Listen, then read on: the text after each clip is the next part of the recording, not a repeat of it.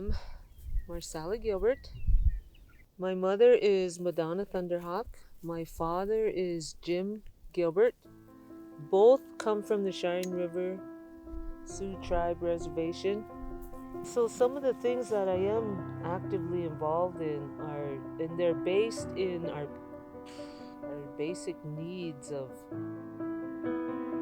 ensuring our future, basically. Last year,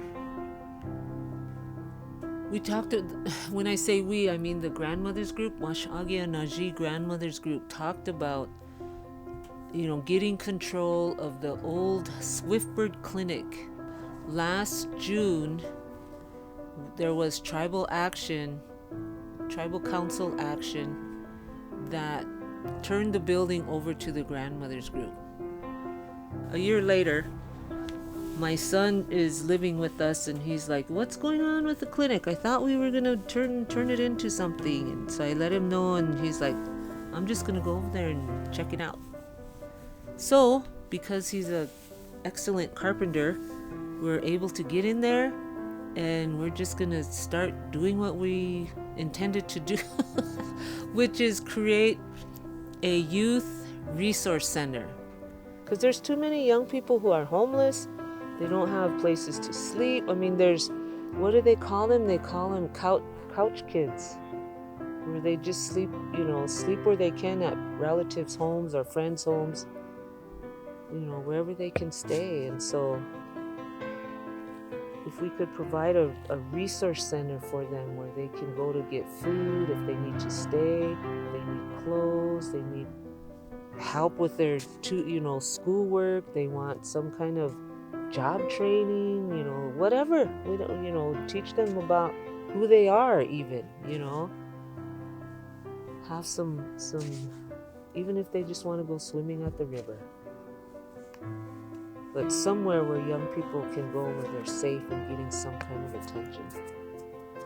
Healthy, loving, nurturing, caring way so that our next generation can think without trauma.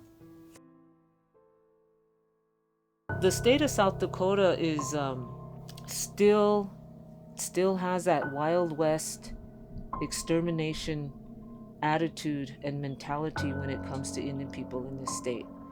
They take pride in oppression.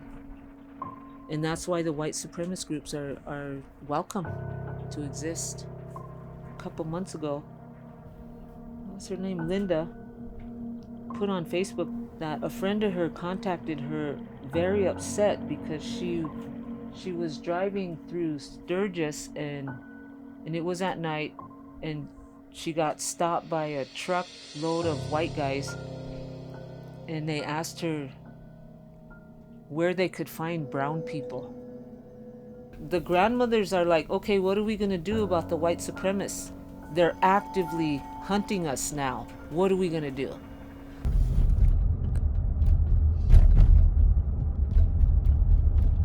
And go up Dupree and then come down Washington and start the zag. The zag or the zig. The zigzag. Okay. Because it's closer if we just go this way. Let's go that way. Oh yeah. Alright. Tonight is our first night patrolling as Najo. And Najo is to make a whistling sound in alarm. And so part of our group, we're made up of mostly women, and one of the women was telling us that there's a lot of violence that happens in her part of the community. Violence mainly against women and girls. And so I just thought we should probably go patrol and check it out ourselves and try to, I just want to see.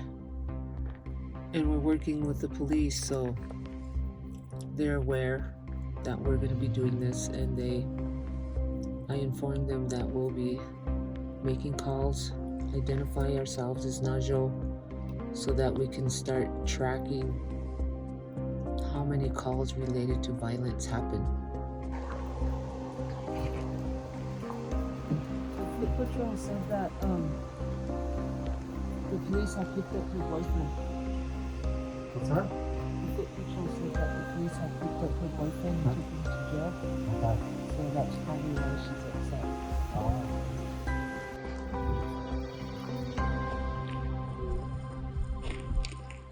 This system of oppression and a government does not work. It doesn't work for us, and it's not working for anybody else. I mean, this whole pandemic showed a lot of, it taught me a lot about this government.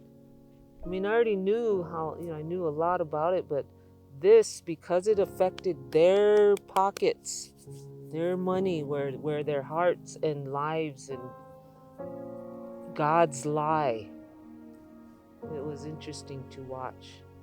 I mean, when Texas had that storm, and that was really sad because this country doesn't believe in taking care of each other. Children actually froze to death, elderly, people were hungry, all because the corporations control every little thing. I don't want to be a part of that, and I don't want my grandchildren to think that they have to depend on something. I don't want to leave here without something for my children and grandchildren, and I mean, even if it's just this piece of land right here, at least it's something. Do I consider myself a matriarch? I don't consider myself one now, but that's what I strive to be as I grow older. I also don't think that it's my place to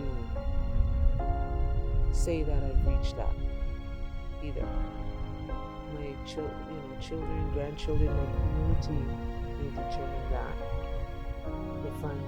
If I've reached that status of elder and that status of matriarch. I don't think that's up to me.